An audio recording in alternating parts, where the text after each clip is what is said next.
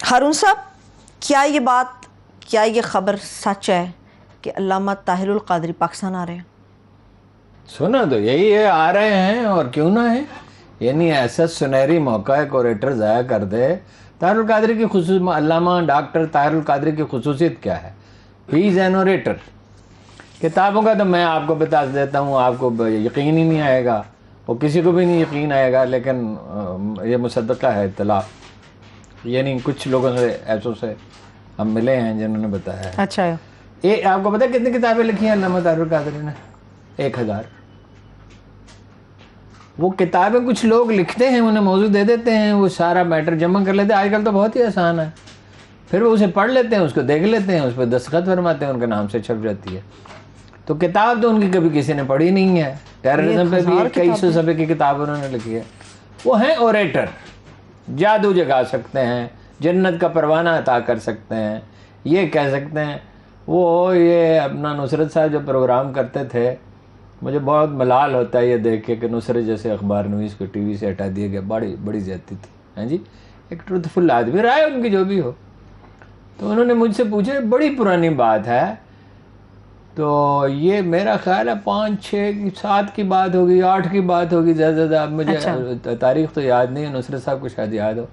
انہوں نے مجھ سے پوچھا، اوباما آیا تھا، اوباما کس سال آیا؟ اب تو اوباما کو کے بعد ہے، یہ اس کو بھی آئے ہوئے یعنی اور 3 سال اس کے گزر گئے، اور 1 سال جو بائیڈن کا گزر گیا. 4 سال، 12 سال پہلے، 12 برس پہلے 2010 میں انہوں نے مجھ سے پوچھا، نصرت صاحب نے، کہ یہاں بھی کوئی اوباما آ سکتا ہے، یہاں کوئی نئی لیڈرشپ آ سکتی ہے؟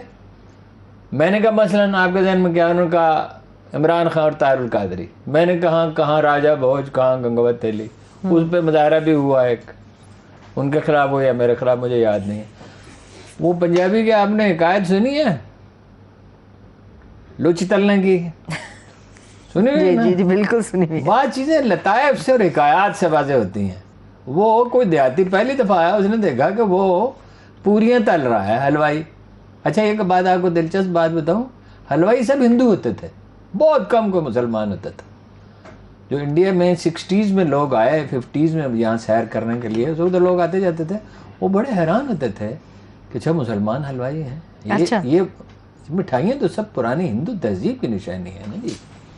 اور گھی والی زیادہ گھی کھانا، یہ ہندو کو اسودہ طبقے میں یہ سمجھا جاتا تھا. مفروضہ یہ تھا کہ یہ جوہر ہے ہر چیز کا، یہ بڑی یعنی اعلیٰ غذا ہے. وہ تو بعد میں انسانوں نے دریافت کیا. اس لیے آپ کو پتہ ہے بر صغیر میں سب سے زیادہ گھی کھایا جاتا ہے دنیا میں کہ 1.5-2 کلو ایوریج ہے. پاکستان میں کوئی 17 کلو ہے، انڈیا میں کوئی 14-15 کلو. اچھا، تو وہ پوری کو لچی بھی کہتے ہیں. تو اس نے کہا یہ کیا تل رہے ہو؟ اس نے کہا لچی. تو اس نے اپنی روٹی نکالی اور اس میں پھینک دی. اس نے کہا میرا لچی بھی تل دے.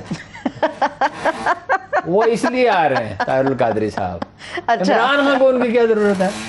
وہ اپنے ظاہرہ ہے کو کہیں گے، جیسے زرداری صاحب نے کہا 20 سیٹیں قومی اسمبلی کی دو، 40 صوبائی اسمبلی کی دو نون لیگ سے، وہ کہیں گے مجھے بھی کوئی سیٹیں دو. ممکن ہے کہ ماڈل ٹاؤن واقعے کے اوپر ہارون صاحب کو پیش رفت ہو سکے؟ دباؤ تو بڑھے گا ظاہر ہے، ان کے آنے کے بعد کچھ نہ کچھ دباؤ بڑھے گا. لیکن رانا ثناء اللہ صاحب تشریف فرما ہے نا، ان کے ہوتے ہوئے کسی مقدمے کی تفتیش تو نہیں ہو سکتی. ٹھیک ہے.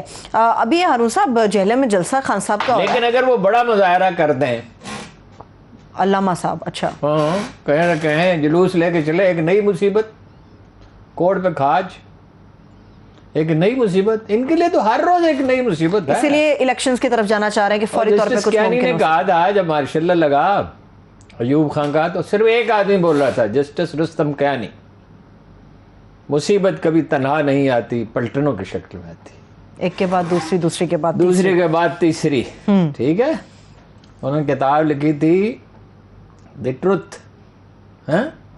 تو نواب آف کالا باغ نے کہا ہے، یہ شاید ایوب خان نے کہا کہ اس کا دباچہ میں لکھوں گا. اچھا، تو ایوب خان نے اس کا دباچہ لکھا ہے، تو انہوں نے اس کے ٹائٹل بدل دیا دی ہاف ٹروتھ. ٹھیک ہے. اچھا، کچھ ایک اور ٹروتھ مجھے بھی بتائیں، کچھ سچائی بتائیں. خان صاحب کا جہلم میں جلسہ وارون صاحب، حیرت کی بات ہے کوریج نہ ہونے کے برابر ہے جلسے کی. نہیں، کوریج تو ہوگی نہیں نا. آنے والوں کا تو پتہ نہیں ہے. سارا اسٹیٹ سٹرکچر ان کے خلاف ہے، میڈیا ان کے خلاف ہے. لیکن اس سے فرق کیا پڑے گا؟ دکھا دیا نا پھر بھی کچھ چینلز نے. ہاں کچھ اور سوشل میڈیا پہ کیا ہوگا ابھی تھوڑی دیر میں آپ دیکھیں گے کہ ایک طوفان بلا خیز ہوگا. ٹھیک ہے, وہ بھی نون لیگ بھی اب بڑی کوشش کر رہی ہے, میڈیا سیل متحرک کیا ہے.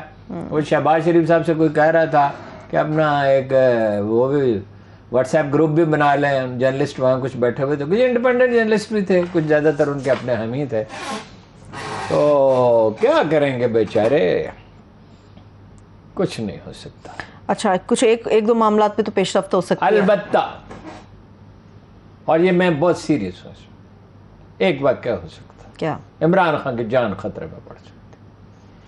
دیکھیے وہ میں تو یہ نجومی کی پیشین گوئیوں پہ کبھی بھروسہ نہیں کرتا. میں جو پاکستان کا سب سے زیادہ ریکگنائز ستارہ شناس ہے, میں اور وہ کچھ لگ بھگ 1 سال ایک کمرے میں رہے, مگر میں نے اپنا ذائچہ نہیں بنوایا اس سے. وہ پروفیسر صاحب کہتے ہیں, غنی جاوید صاحب, کہ اس کی جان کو خطرہ ہے, اور وہ ان کے اندازے بعض اوقات اتنے درست ہوتے ہیں, ہم انہیں چھیڑنے کے لیے کہتے ہیں کہ بری خبر آپ کی ہمیشہ درست ہوتی ہے. کہ انہوں نے ایک دن مجھ سے کہا پارلیمنٹ جو ہے یہ تباہ ہو جائے گی. میں نے کہا اللہ اللہ کرو یار پروفیسر اخبار نویس بھی تھے, پڑھے لکھے آدمی ہیں بہت, اور بے نظیر کے اور ان کی بہن کے ٹویٹر بھی رہے, انگریزی پہ اڑاتے رہے. اچھا میں نے کہا اللہ اللہ کرو یار کل پارلیمنٹ بنے, الیکشن ہوئے 6 مہینے ہوئے. انہوں نے کہا بس یہ جو اس کی تاریخ پیدائش ہے نا, جس دن اس کا سنگ بنیاد رکھے, اس کی روح سے یہ پارلیمنٹ خطرے میں ہے.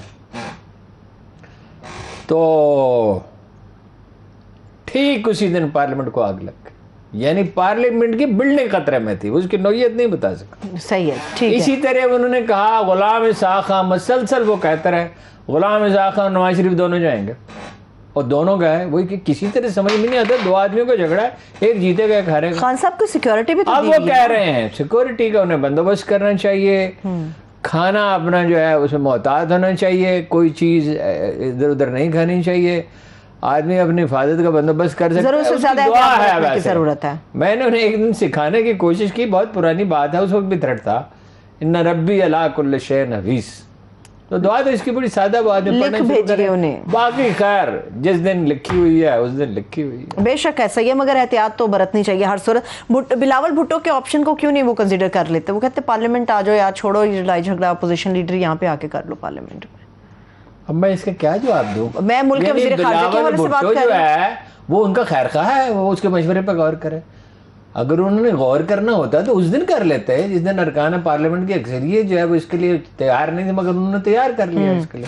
اچھا جو چیز گزر چکتی ہے اب وہ بلاول کے کہنے پہ واپس آئیں گے, تاکہ بلاول پھر ان کا مذاق اڑائے.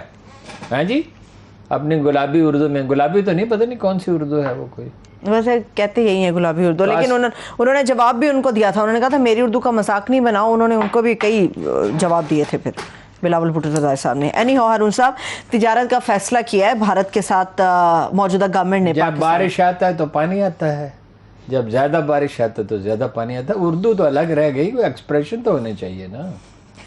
وہ تو بھٹو صاحب کی اردو ٹھیک نہیں تھی, لیکن وہ کہا مجمع کو مسحور کر دیتے تھے, اور قائدوں کو تو اردو آتی نہیں تھی, کبھی کبھی اردو بولتے تھے, کہتے تھے میرا بمبئی والا اردو ہے.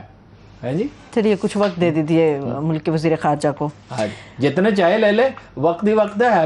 ابھی ان کی عمر کیا ہے؟